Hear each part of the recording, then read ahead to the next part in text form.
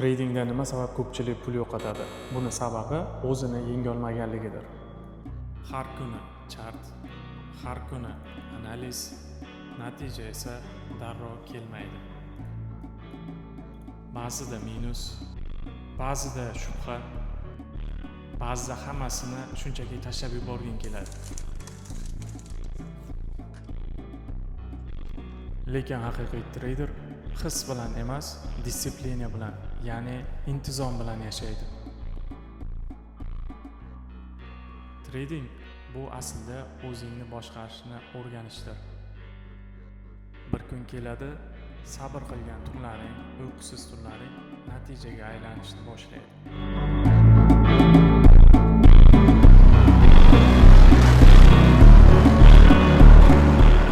Tradingda pul sabrsizlardan sabrlilarga o'tadi.